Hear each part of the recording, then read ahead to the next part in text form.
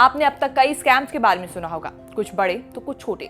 लेकिन क्या आपने सुना है कि कभी ट्रेन में मूंगफली बेचकर गुजर बसर करने वाला शख्स करोड़ों में खेल गया, और वो भी देश भर में फर्जी स्टैम्प पेपर बेचकर? अगर आपका जवाब नहीं है तो आज आपको ऐसे ही शख्स के बारे में हम इस स्पेशल रिपोर्ट में बताने जा रहे हैं। ये शख्स कोई और नहीं बल्कि अब्दुल करीम तेलगी है, जिसकी कहानी आप बहुत जल्द सिल्वर स्क्रीन पर देख पाएंगे। कौन है तेलगी और कैसे ट्रेन में फल, सब्जी और मूंगफली बेचकर देश भर के लोगों को उसने उल्लू बनाया, आइए जानते हैं इस रिपोर्ट में। नमस्कार, मैं हूं कीर्ति और आप देख रहे हैं न्यूज़ तक। सोनी लिव के व्यूअर्स के लिए एक अच्छी खबर है। दरअसल hit web series scam 1992 the Harshad Mehta story के मेकर्स ने अपने दूसरे सीजन का ऐलान कर दिया है। इस वेब सीरीज का पूरा नाम scam 2003 the curious case of Abdul Karim Telgi बताया जा रहा है। इसका दूसरा सीजन अब्दुल करीम तेलगी की स्टोरी को दिखाएगा, जिसने साल 2003 में स्टैम्प पेपर स्कैम किया था। इस सीजन को भी हंसल मेहता ही डायरेक्ट करेंगे। इस सीरीज की कहानी पत्रकार संजय सिंह की बुक रिपोर्टर की डायरी पर बेस्ड होगा। संजय सिंह ही ये स्कैम स्टोरी मीडिया में ब्रेक की थी। ये तो थी सीरीज की कहानी की बात। अब कर लेते हैं आखिर कौन है अब्दुल करीम तेलगी। दरअसल अब्दुल करीम तेलगी पर साल 2001 में स्टैम्प पेपर स्कैम का आरोप लगा था। इस मामले में साल 2018 में महाराष्ट्र के नासिक सेशन कोर्ट ने अब्दुल करीम तेलगी और 6 दूसरे लोगों को आरोपी ठहराया था। हालांकि तेलगी का निधन साल 2017 में ही हो गया था। आपको बता दें कि अब्दुल करीम तेलगी कर्नाटक के खानापुर के रहने वाले थे और ये बहुत छोटे थे जब इनके पिता का निधन हो गया था। इनके पिता इंडियन रेलवे में काम करते थे और पिता के निधन के बाद इन्होंने ट्रेन में फल, फ्रूट और मूंगफली बेचकर गुजर बसर किया। अपनी स्कूली पढ़ाई पूरी करने के बाद तेलगी मुंबई चले गए और कुछ समय बाद पैसा कमाने के लिए सऊदी शिफ्ट हो गए।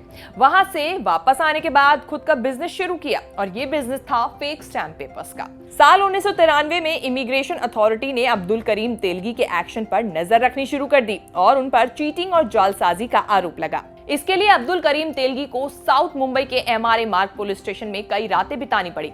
इस दौरान उनकी मुलाकात राम रतन सोनी से हुई, जो पेशे से एक सरकारी स्टैम्प वेंडर थे।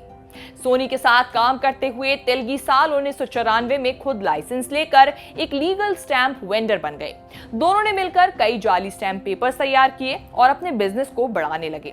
90 के दशक में अब्दुल करीम तेलगी का बिजनेस करोड़ों रुपए का हो गया। एक साल बाद दोनों अलग हो गए और अब्दुल करीम तेलगी एक बार फिर मुश्किल में आ फंसे।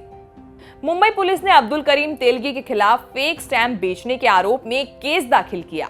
इनका लाइसेंस कैंसिल हो गया, लेकिन अब्दुल करीम तेलगी अपने काम में इतने माहिर हो चुके थे कि इससे उन्हें कैसे निकलना है वो अच्छी तरह जानते थे। उन्होंने अपनी प्रेस कंपनी खड़ी की। साल 1996 में अब्दुल करीम तेलगी ने अपने कनेक्शन से पावरफुल लोगों को हायर किया और मिंट रोड स्थित अपनी प्रेस खोली। लिंक्स का इस्तेमाल करके उन्होंने कई मशीन्स खरीदी। अब कई लोग इनसे फेक स्टैम्प और स्टैम्प पेपर्स की खरीद करने लगे। कई जगह इन स्टैम्प पेपर्स को गलत ढंग से प्रॉपर्टी को रजिस्टर करने के लिए भी इस्तेमाल किया जाने लगा। साल 2001 में अजमेर में अब्दुल करीम तेलगी को पुलिस कस्टडी में लिया गया। इनकी गिरफ्तारी उन 2 लोगों के कारण हुई जो बेंगलुरु में साल 2000 में फेक स्टैम्प पेपर्स बेचते हुए पकड़े गए थे।